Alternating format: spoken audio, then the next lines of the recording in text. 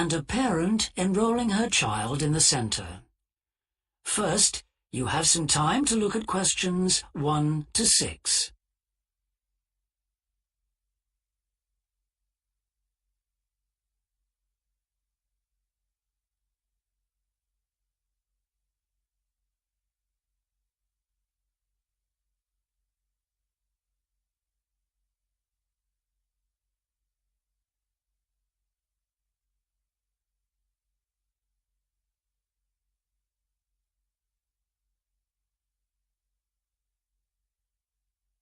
You will see that there is an example that has been done for you. On this occasion only, the conversation relating to this will be played first. Good morning.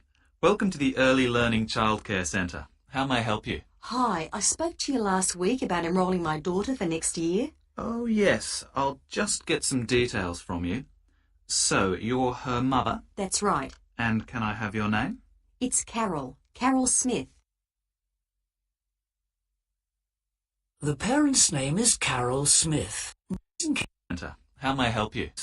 And his name. It's from 3 to 5 years old. How old is your daughter? She's 3 now, but she turns 4 next month. I'll put 4 down because that's how old. I'm coming to the centre. Oh, that's good to hear. And what's your address? It's 46 Wombat Road. That's W-O-M-B-A-T.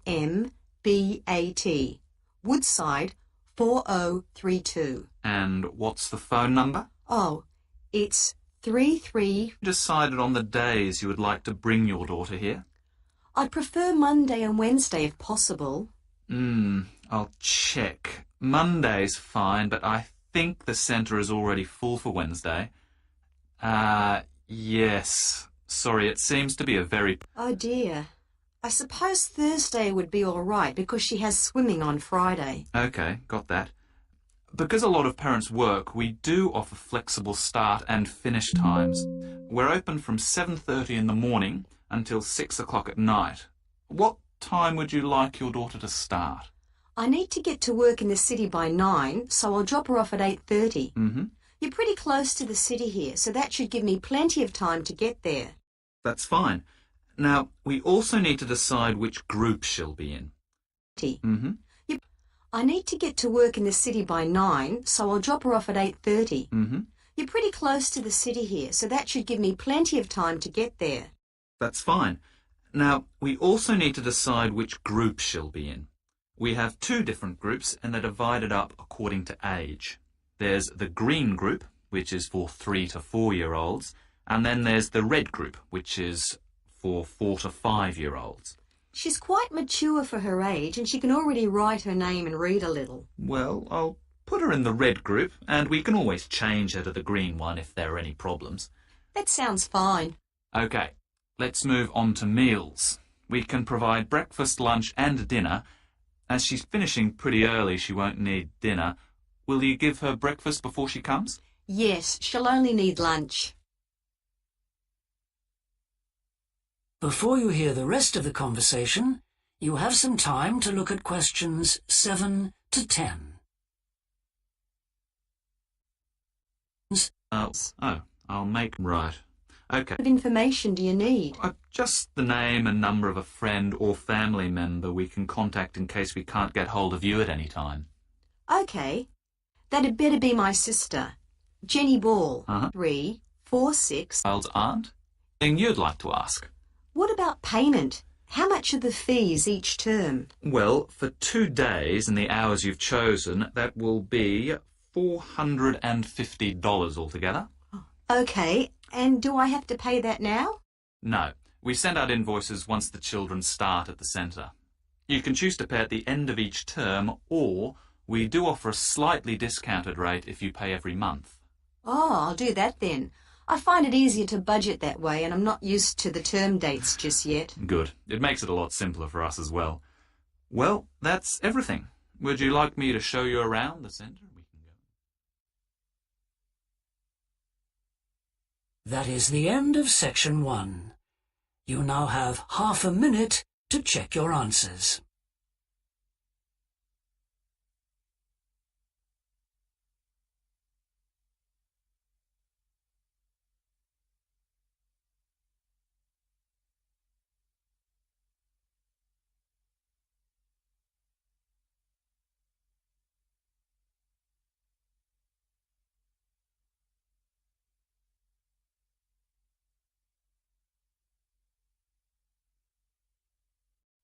Now turn to Section 2.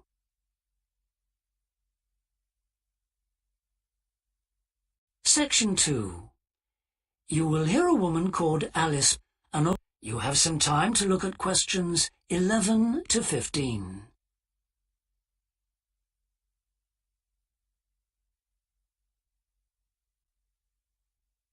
Answer questions.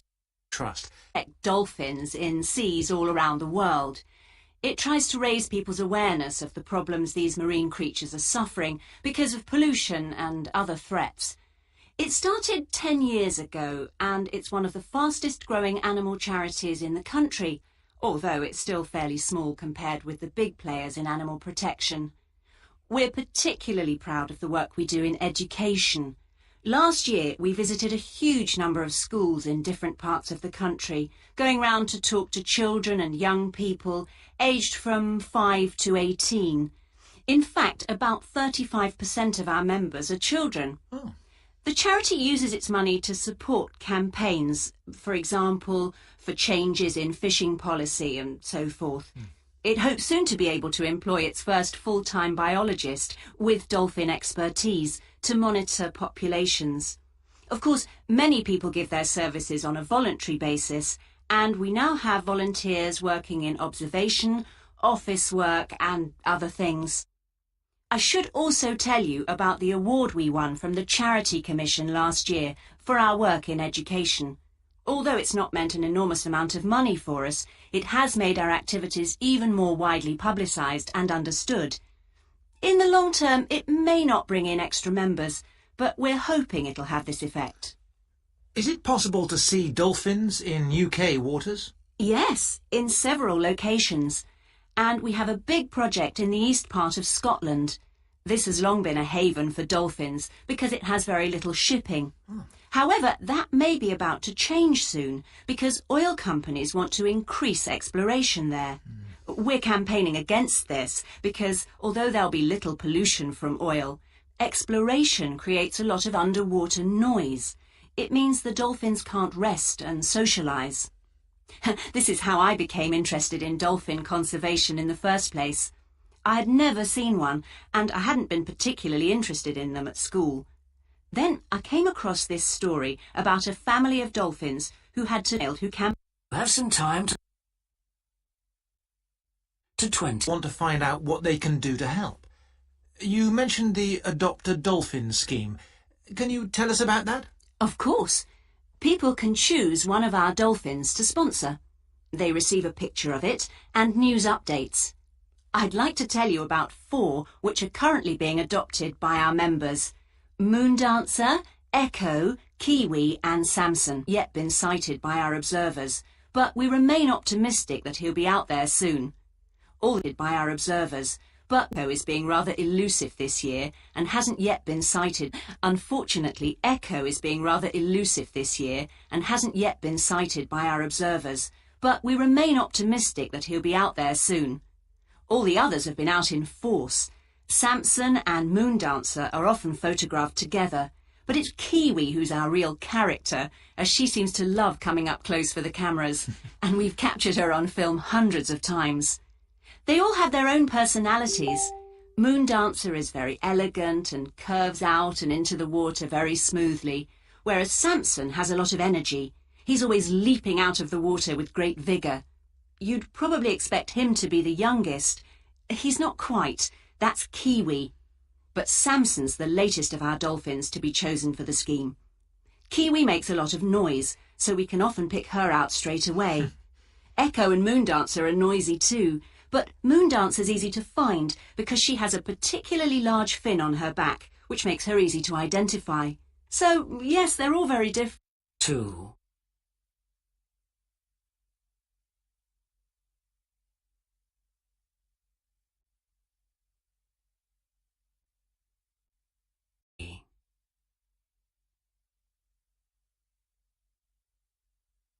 The first year of a theatre studies the same course. 5.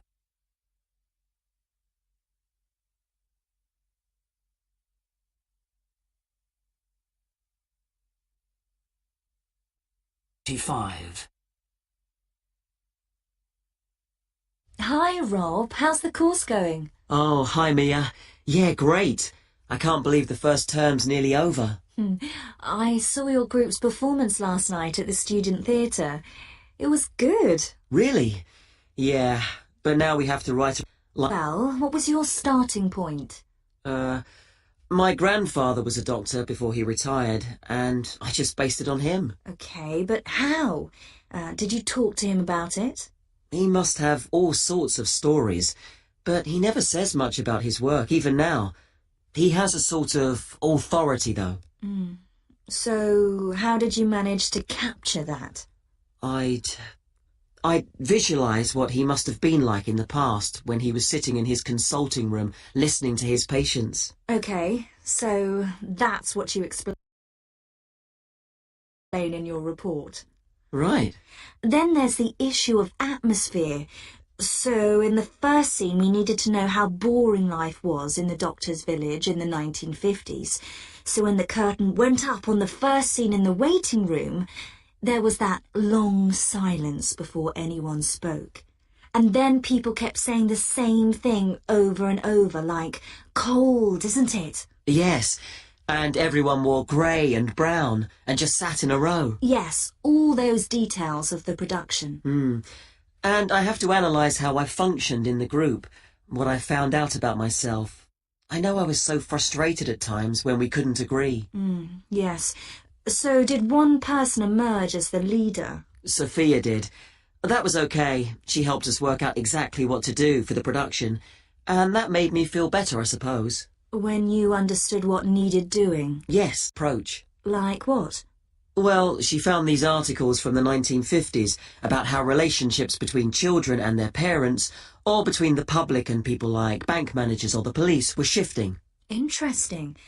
And did you have any practical problems to overcome? Well, in the final rehearsal, everything was going fine until the last scene. That's where the doctor's first patient appears on stage on his own. The one in the wheelchair? Yes, and he had this really long speech with the stage all dark except for one spotlight.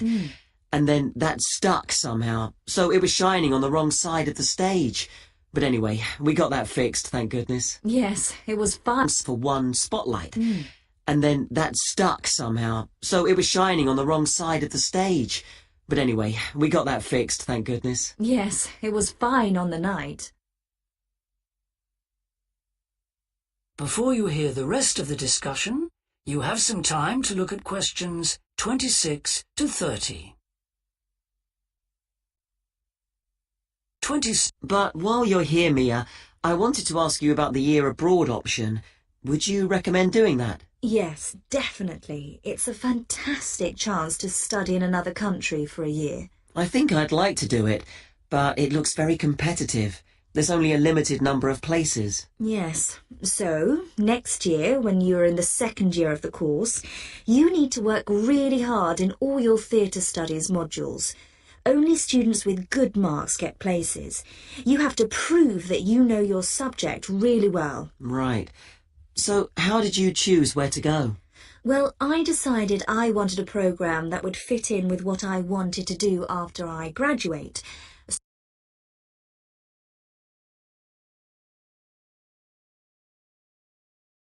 So I looked for a university with emphasis on acting rather than directing, for example. It depends on you. Then about 6 months before you go, you have to email the scheme coordinator with your top 3 choices. I had a friend who missed the deadline and didn't get her first choice, so you do need to get a move on at that stage. You'll find that certain places are very popular with everyone. And don't you have to write a personal statement at that stage? Yes. Right. I'll get some of the final year students to give me some tips. Maybe see if I can read what they wrote. I think that's a very good idea. I don't mind showing you what I did. And while you're abroad, don't make the mistake I made. I got so involved I forgot all about making arrangements for when I came back here for the final year. Make sure you stay in touch so they know your choices for the optional modules. You don't...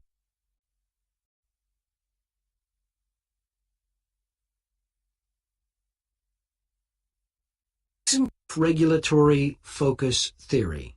and how the actions of leaders can affect the way followers approach different situations. Self-regulatory focus theory is a theory developed by Torrey Higgins. He says that a person's focus at any given time is to either approach pleasure or avoid pain. These are two basic motivations that each and every one of us has, and they cause us to have different kinds of goals. Promotion goals in different life situations emphasize achievement. Prevention goals are oriented towards the avoidance of punishment. In a specific situation, our thoughts might focus more on promotion goals or more on prevention goals. The theory suggests that two factors affect which goals we are focusing on. First, there is a chronic factor. This factor is connected to a person's personality and says that each person has a basic tendency to either focus more on promotion goals or focus more on prevention goals as part of his or her personality.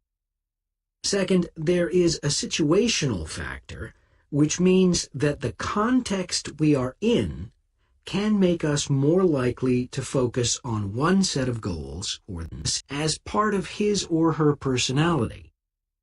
Second, there is a situational factor, which means that the context we are in can make us more likely to focus on one set of goals or the other. For example, we are more likely to be thinking about pleasure and to have promotion goals when we are spending time with a friend. In contrast, if we are working on an important project for our boss, we are more likely to try to avoid making mistakes and therefore have more prevention goals in our mind. Research has shown that the goals we are focusing on at a given time affect the way we think. For example, when focusing on promotion goals, people consider their ideal self, their aspirations and gains. They don't think about what they can lose, so they think in a happier mode. They feel more inspired to change. When people are focusing on prevention goals, they think about their ought self. What are they supposed to be? What are people expecting from them? They consider their obligations to others. As a result, they experience more anxiety and try to avoid situations where they could lose.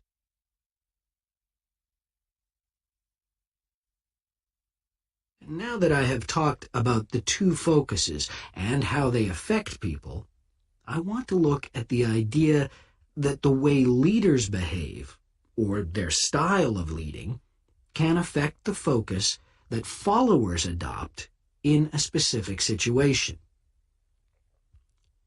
In talking about leadership, we often mention transformation or their want to look at the idea that the way leaders behave, or their style of leading, can affect the focus that followers adopt in a specific situation.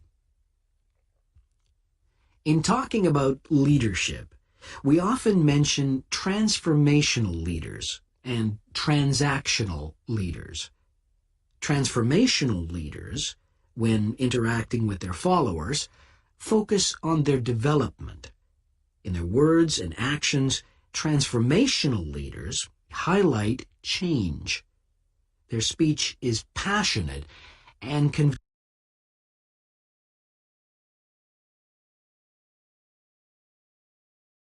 conveys a definitive vision. All of these things can encourage followers to think about what could be. In other words, they inspire a promotion focus in their followers. In contrast, transactional leaders focus on developing clear structures that tell their followers exactly what is expected of them. While they do explain the rewards people will get for following orders, they emphasize more how a follower will be punished, or that a follower won't get rewarded if his or her behavior doesn't change. In short, they emphasize the consequences of making a mistake. This emphasis will clearly lead followers to focus on avoiding punishment and problems. This is clearly a prevention focus.